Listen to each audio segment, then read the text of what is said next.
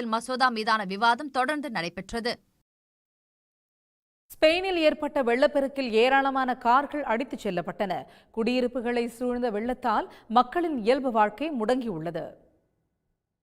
ஸ்பெயினில் சுற்றுலா பயணிகள் அதிகம் கூடும் முர்சியா மற்றும் கோஸ்டா பிளங்கா நகரங்களில் புயல் தாக்கியதைத் தொடர்ந்து கனமழை பெய்தது. மலோர்கா தீவின் தலைநகரான பால்மா விமான நிலையம் வெள்ளத்தில் சூழ்ந்ததால் 100க்கும் மேற்பட்ட விமானங்கள் ரத்து செய்யப்பட்டன. முர்சியாவில் வெள்ளம் சூழ்ந்த தெருக்களில் பலத்த மழை மற்றும் காற்றின் வேகத்தில் கார்கள் அடித்துச் செல்லப்பட்டன.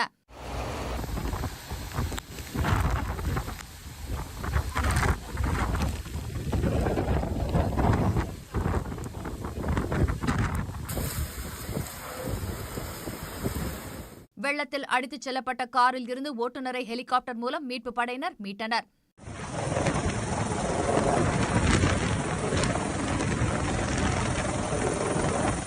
குடியிருப்புகளை சூழ்ந்த வெள்ளத்தால் மக்களின் இயல்பு வாழ்க்கை முடங்கியுள்ளது.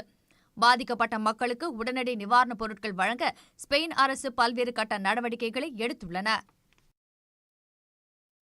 காசாவில் பாலஸ்தீனிய மக்களை இஸ்ரேலிய ராணுவம் திட்டமிட்டு கொலை செய்ததாகவும் பாலியல் வன்கொடுமை உள்ளிட்ட மனிதத்தன்மையற்ற சித்திரவதைகளில் ஈடுபட்டதாகவும் ஐநா விசாரணை குழுவின் அறிக்கையில் குற்றம் சாட்டப்பட்டுள்ளது.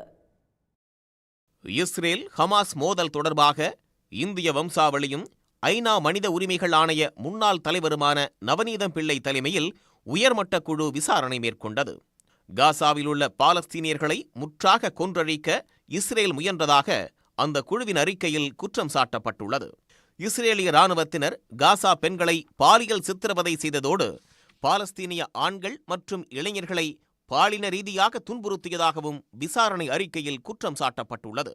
தலைகளை துண்டித்தல், உடல் உறுப்புகளை துண்டித்தல், நிர்வாணப்படுத்துதல் மற்றும் இறந்தோரின் உடல்களுக்கு அவமரியாதை செய்தல், எரித்தல் போன்ற செயல்களில் இஸ்ரேல் ராணுவம் ஈடுபட்டதாக அந்த அறிக்கையில் கூறப்பட்டுள்ளது.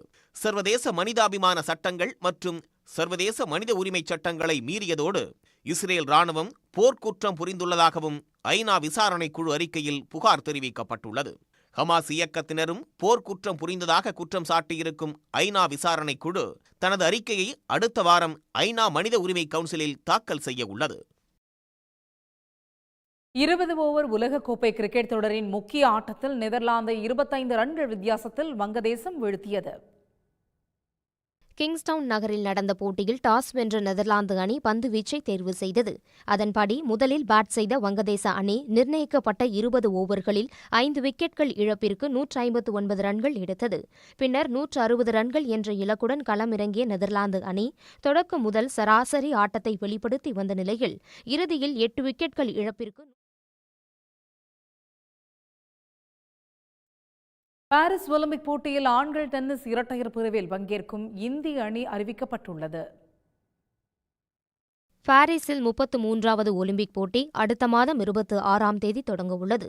இந்த போட்டியில் ஆண்கள் டென்னிஸ் இரட்டையர் பிரிவில் பங்கேற்கும் இந்திய அணி அறிவிக்கப்பட்டுள்ளது. உலக தரவரிசை பட்டியலில் 4ஆம் இடத்தில் உள்ள ரோகன் போபண்ணா, தரவரிசை பட்டியல் 67வது இடத்தில் உள்ள தமிழ்நாடு வீரர் ஸ்ரீராம் பாலாஜி தேர்வு செய்யப்பட்டுள்ளனர். ரோகன் போபண்ணா மற்றும் ஸ்ரீராம் பாலாஜி ஆகியோர் சமீபத்தில் நடைபெற்ற பிரெஞ்சு ஓபன் போட்டியில் வெவ்வேறு இணையுடன் இணைந்து நேருக்கு நேர் மோதியது குறிப்பிடத்தக்கது.